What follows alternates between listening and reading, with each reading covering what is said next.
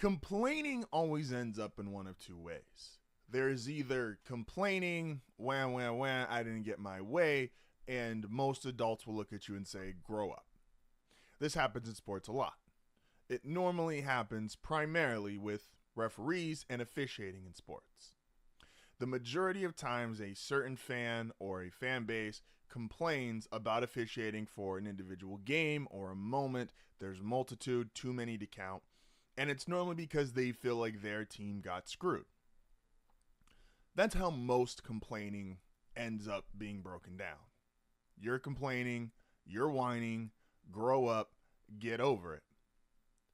Then there comes to a point where, as a community or as a society or a large enough group of people start to go, hey, we're seeing something wrong. We are complaining because this is wrong, and this is ruining what we have invested in, whether it is time, money, emotional attachment, and we all collectively say, hey, we're on a different step from complaining. We're notifying you of why this is so wrong and how wrong this is. And in the NFL, right now, to me, that is happening with officiating. And let me be very clear here before I go too deep. The NFL is too big to fail, obviously. But I've spoke about this over the last couple weeks. The NFL does have a few problems on the horizon.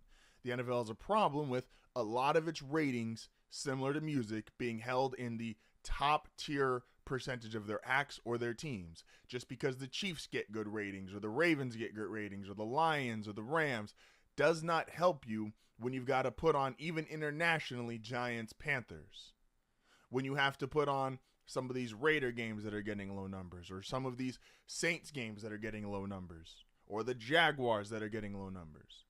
The other problem, this is the problem the NFL has had before, is their officiating. Again, a lot of complaining is wham, wham, wham, I feel like my team got screwed. Except there's a precedent for league-wide issues with officiating and them dictating and changing the outcome of games. And the NFL, we have precedent that they've responded to this before.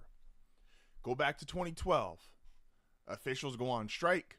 The NFL says bet. The NFL says we're not going to pay what you want to be paid.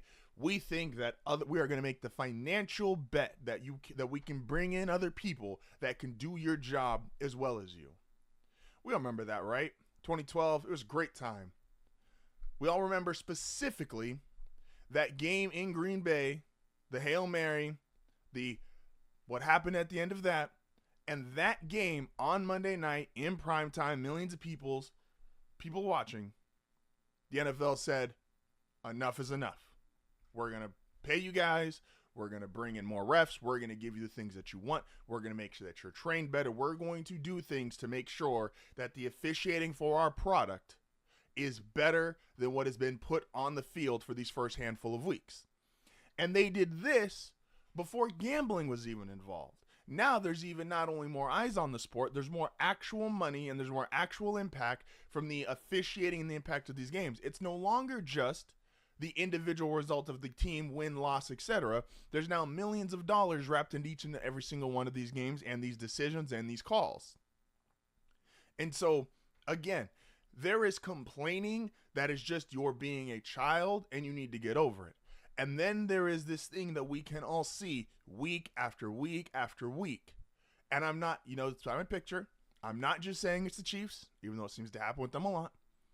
But we're seeing multiple games. Sam Darnold ripped down by his face mask. The Rams defender literally putting his hand on his helmet and going, oh my gosh, I screwed up. And the ref that's less than a yard away from going, well, I ain't see it.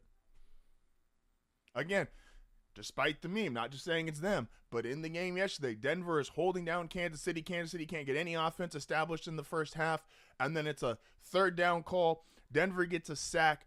The entire play takes maybe 3 seconds because Benito's there so fast, and then suddenly there's a flag, and now it's illegal contact from a safety 15 yards down the field on a play that took 3 seconds, that they barely engaged with each other. Again, I'm not here just to complain on behalf of one team, or I'm not here just to complain on behalf of one particular incident.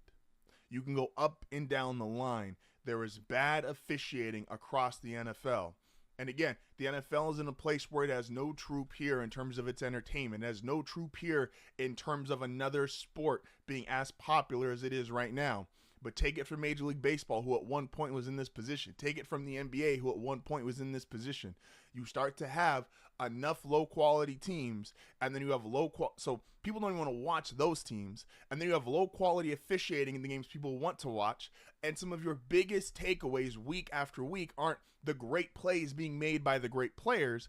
A lot of your takeaways week after week are the horrible calls and the missed calls and how bad the officiating is. And again, for everybody that just wants to say, oh, you're just being mad at the refs, oh, you're just complaining, there is a precedent. The NFL in 2012, we're not going to pay you. They said, we will pay someone else your money because we think your job is doable by somebody else for at a value that we want to accept.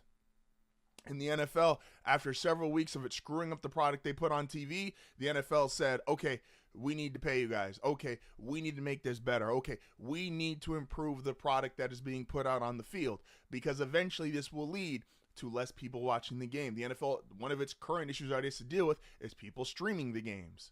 The NFL doesn't get a dime for people illegally streaming games. They want people to pay for these. Have you seen how much Sunday Ticket is? They want people to buy those. They want people to actually go buy tickets for the actual games. That is all part of their revenue stream.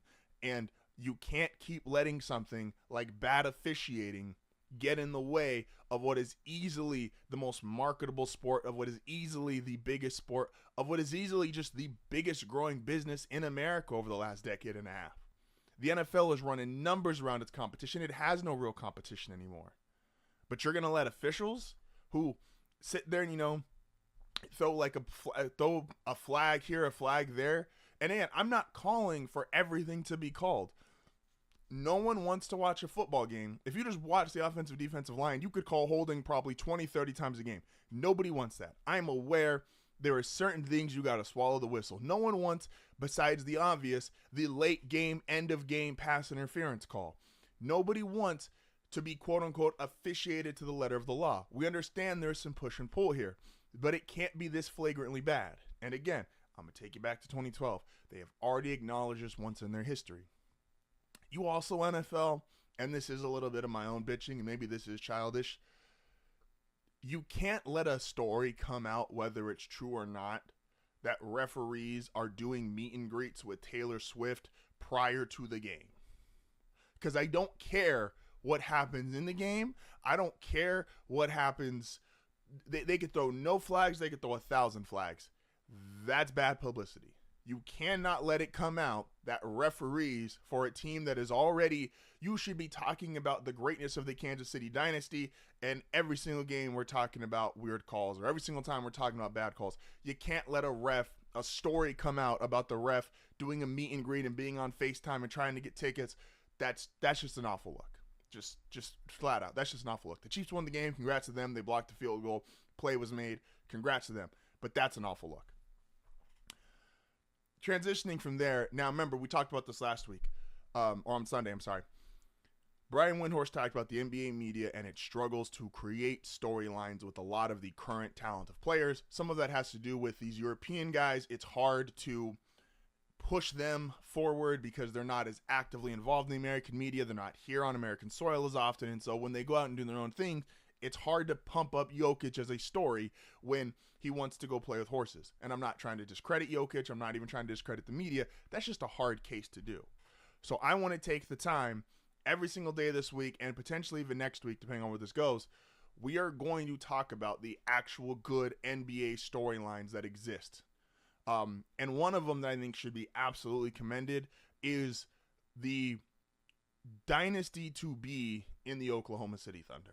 Now, I'm saying dynasty to be because that's how we associate all these teams that have long-time success. And I believe wholeheartedly that the Oklahoma City Thunder, I'm not going to do ring counting for them. I'm not going to discuss, how long are they going to be in contention to be a championship team.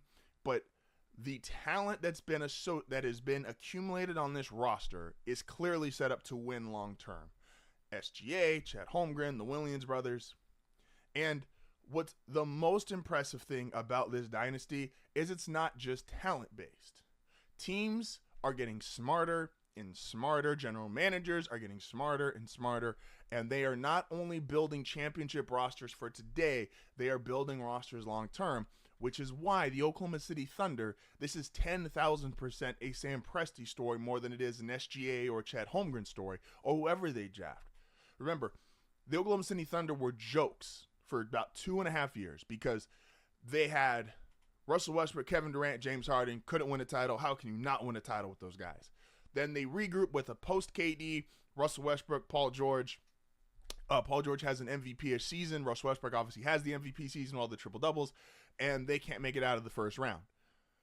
And then they just say, you know what? We tried it. It didn't work. Move everybody off. Trade Paul George to the LA Clippers, get SGA in that trade, and then Sam Presti does the joke, he's got 37 draft picks from this year's draft to in 10 years. He's going to draft, someone's currently playing in the league. He's going to draft their grandson. He's accumulated so many draft picks. But this is how you build sustained success. The Oklahoma City Thunder are the scariest team in the Western Conference, not just because of what they possess right now. They have draft picks and capital that exceeds every other team in the league by twofold, threefold, some teams infinite. Some teams have almost no draft picks or any control of their drafting situation, the Nets and the Lakers, for several more years. And the Thunder have still, while they're at the peak of some of this talent being assembled on the roster, they still have 3, 4, 5 first-round picks. Like, what they are building in OKC is not just meant to deal with the Denver Nuggets and Nikola Jokic. It's meant to deal with, we all know, the 7'5" alien in San Antonio. Once they get talent there, that's going to be a team that's going to be able to compete for titles.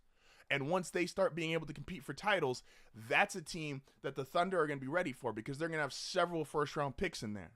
Again, the Clippers, who, yes, James Harden is riding the ship, and James Harden is having, to his credit, a really good season for where he's at this stage of his career. But if the Clippers flame out because Kawhi's not healthy and James Harden can't play 82 games, the Thunder have their first-round pick. That means that could potentially be a top 5 pick.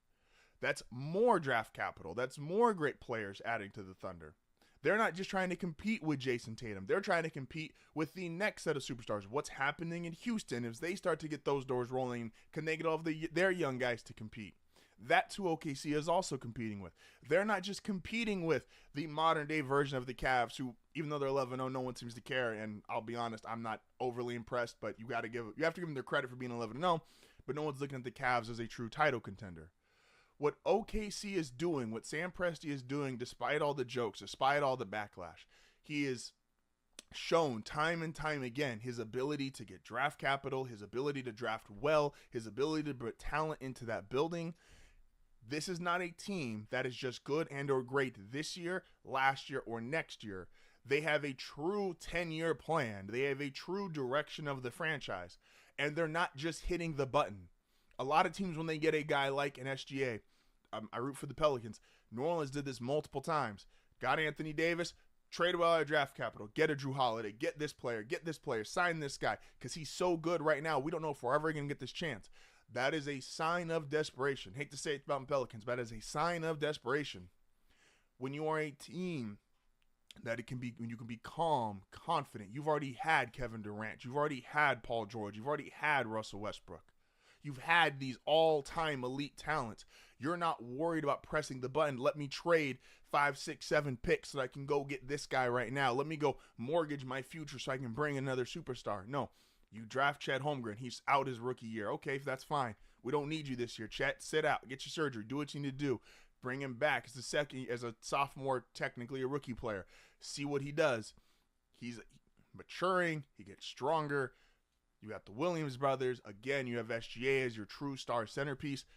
But they're doing this organizationally and fundamentally better than the other 29 teams in the league, you could argue, better than anybody currently. Because they have figured out how to draft well, how to bring in talent, and they're still accruing draft capital. So the OKC Thunder, this is a marvelous story. It should be talked about more. These are one of those things that, as Giannis is declining and Embiid's health can't stay serious, like, those are guys who are, unfortunately, they were so a part of that ring culture of win a ring now or your career is considered a failure Imagine if they had an organization like OKC that looked out for just the long-term growth of the franchise. What if Embiid's team was constantly drafting guys, and instead of going out and trading for these other superstars, getting James Harden, now going out and acquiring Paul George, what if they were actually building up their own, acquiring capital? The same thing with Giannis. They go out and they trade Drew. And maybe you think it's worth it if you win a title. That's fine. But the reality is, look where Giannis and the Bucks are as we currently stand in 2024, and look where SGA and the Oklahoma City Thunder are. And it's not just, well, he's got a ring, so it's worth it. The Lakers got a ring. And now the Lakers have old LeBron James, who's still great, but he's old. Anthony Davis, who we'll get into the ridiculousness of him being the MVP frontrunner when they have a losing record. Look at the position those franchises are in versus the position Oklahoma City is in. So if we want to champion basketball storylines, if we want to champion teams doing it the correct way, if we want to just champion good basketball, then you've got to commend what the Oklahoma City Thunder are doing. And I'm someone who's been critical of the Thunder. I've been critical of SGA because he plays that James Harden, in my opinion, 3-ball foul merchant kind of style where I'm not the biggest fan of, but it doesn't matter if I'm a big fan or not. The fact is they are producing results, getting results, and what they are doing should be 1,000% commended. The Oklahoma City Thunder, the next dynasty of the NBA, and let's see how long it goes.